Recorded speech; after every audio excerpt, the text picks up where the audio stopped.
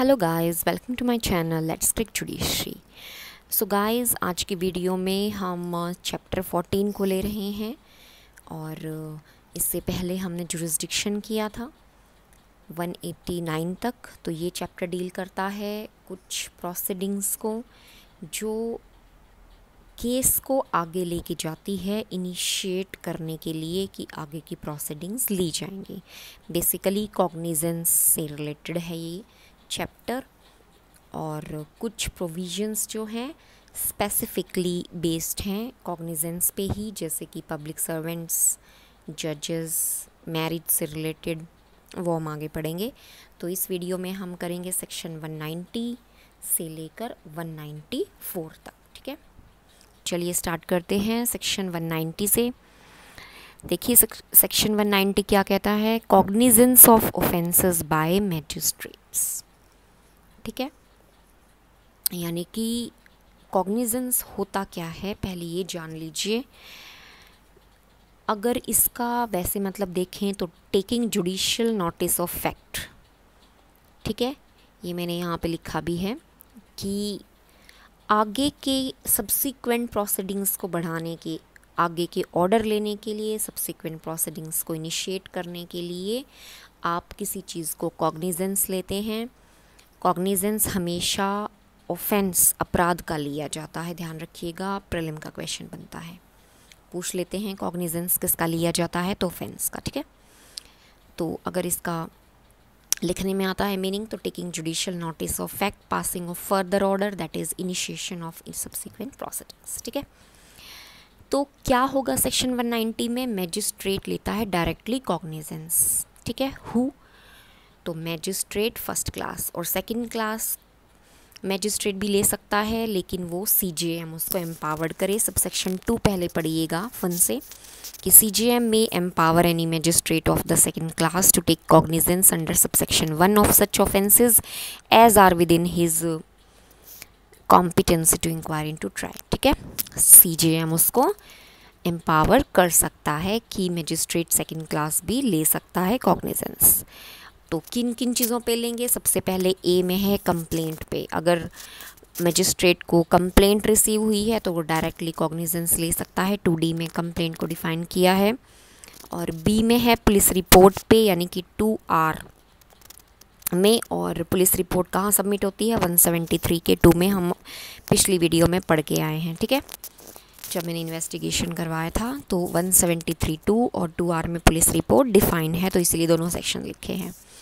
और थर्ड है इम्पॉर्टेंट, क्योंकि इन्फॉर्मेशन पे जो है कॉग्निजेंस लिया जाता है, यानी कि मैजिस्ट्रेट इन्फॉर्मेशन पे ले सकता है। अब इन्फॉर्मेशन 2 तरह की हो सकती है। पहली, किसी पर्सन द्वारा, जो पर्सन है वो पुलिस ऑफिसर नहीं होना चाहिए, उससे अलग कोई पर्सन है तो उसकी इन्फॉर्मेशन पे ले सकता है मैजिस्ट्रेट, या फिर अपनी भी नॉलेज पे कॉग्निजेंस ले सकता है। ठीक है, ये है हमारा सेक्शन 190। प्रीलिम में कई बार ये तीनों दे के और फोर्थ को छोड़ दे के पूछ लेते हैं, तो आपको ध्यान रखना है। और वर्ड यूज़, कोमा यहाँ पे लग रहा है, तो तीनों में से एक कोई भी चीज़ पे कॉग्निजेंस लिया जा सकता है।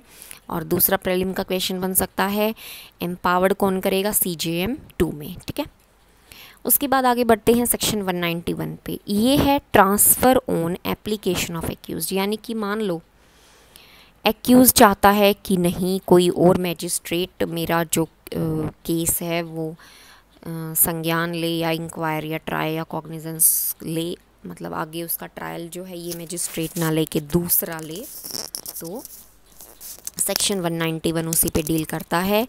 तो कब, जब मैजिस्ट्रेट को इन्फॉर्मेशन मिलती है 190 के 1 के C में, ध्यान रखना कंप्लेंट और पुलिस रिपोर्ट पे नहीं, केवल किस केस में, जब मैजिस्ट्रेट ऑफेंस का कॉग्निजेंस लेता है 190 के 1 के C में, यानी कि इन्फॉर्मेशन पे एक्यूज्ड चाहे तो एविडेंस लेने से पहले। ठीक है, ये स्टेज है, मैंने यहाँ नहीं लिखी है, तो बेयर एक्ट में है ये, तो आप वहन लिख लेना, उसमें स्टेज लिख लेना, before any evidence is taken.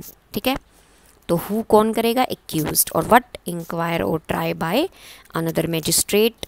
तो सीजेएम क्या करेगा, वहाँ से उस मैजिस्ट्रेट के जिसके पास गया था उससे लेकर दूसरे मैजिस्ट्रेट के पास इंक्वायरी या ट्राई के लिए भेज देगा। किसकी? उस पे एक्यूज्ड की, ठीक है। एक्यूज्ड पे एक्यूज जब चाहता है वो एप्लीकेशन लगाता है कि दूसरा करे तो उसके एप्लीकेशन पे दूसरे को भेज देगा। अगर 2 से ज़्यादा एक्यूज्ड हैं तो उनमें से एक भी ये चीज़ कर सकता है तो उसे भी ऑब्जेक्ट करना पड़ेगा और एप्लीकेशन लगानी पड़ेगी कि ये कॉग्निजेंस ये वाला मैजिस्ट्रेट नहीं दूसरा ले, ठीक है। तो 191 यही डील करता है ट्रांसफ़र की, ओके। उसके बाद है section 192 making over of cases to magistrates. Making over of cases to magistrate का मतलब है कि मान लो कॉग्निजेंस ले लिया है, ठीक है। उसके बाद आपको मेक ओवर केस करने का मतलब ये होता है कि सेम आगे आपको ट्राई और इंक्वायर आगे करवाना है तो आप यहाँ पे मेक ओवर कर सकते हैं। एक तरह से ये ट्रांसफ़र ही होता है।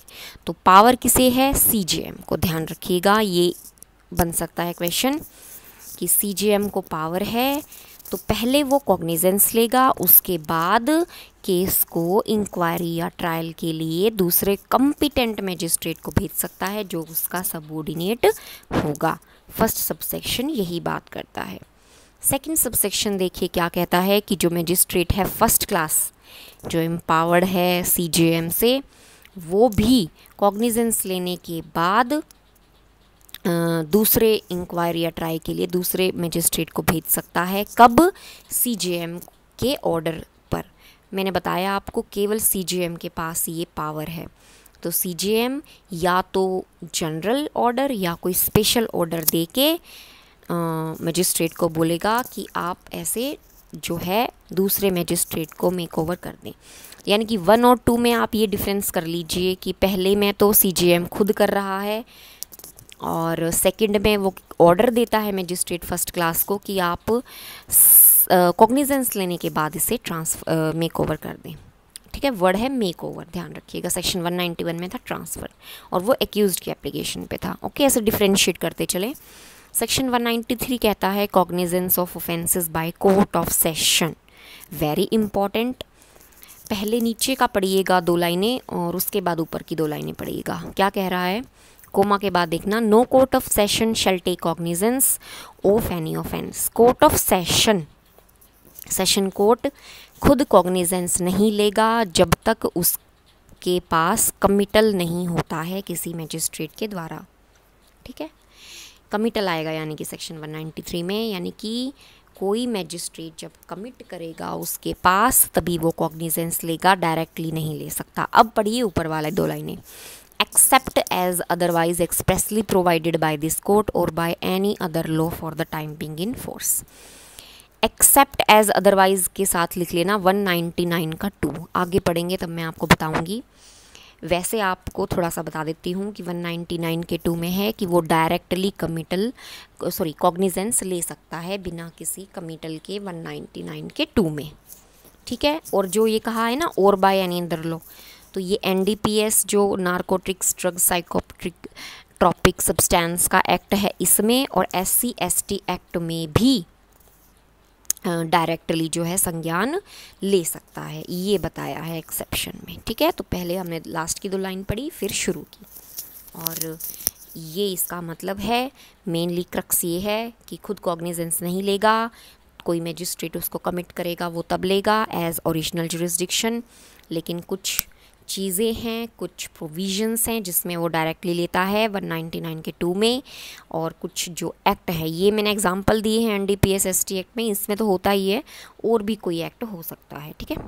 193 हमारा कंप्लीट हो गया है। उसके बाद है 194, एडिशनल एंड असिस्टेंट जजेस to try cases made over to them. यानी कि एडिशनल और असिस्टेंट सेशन जज जो हैं 2 तरह से ट्राई कर सकते हैं। एक सेशन जज उनको स्पेशल या फिर जनरल ऑर्डर दे के कहे कि आप ये केस को ट्राई करें। एन एडिशनल सेशन और असिस्टेंट सेशन जज शैल try such cases as the session judge of the division may by general or special order make over to him for trial, और या फिर हाई कोर्ट स्पेशल ऑर्डर देके, यहाँ पे दोनों word use हुए हैं, स्पेशल जनरल, यहाँ पे क्या हुआ है, स्पेशल, जनरल नहीं। तो हाई कोर्ट क्या एक विशेष ऑर्डर देकर उनको डायरेक्ट कर सकता है कि आप ये केस को ट्राई करें, बस इसमें यही बात है। तो इन वर्ड्स का ध्यान रखिएगा।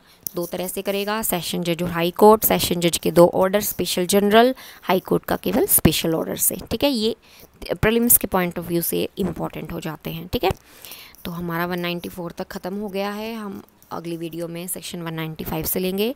तो अगर आपको समझ में आया हो प्रोविज़न सारे, तो प्लीज़ वीडियो को लाइक और चैनल को सब्सक्राइब कर दीजिएगा। Thank you.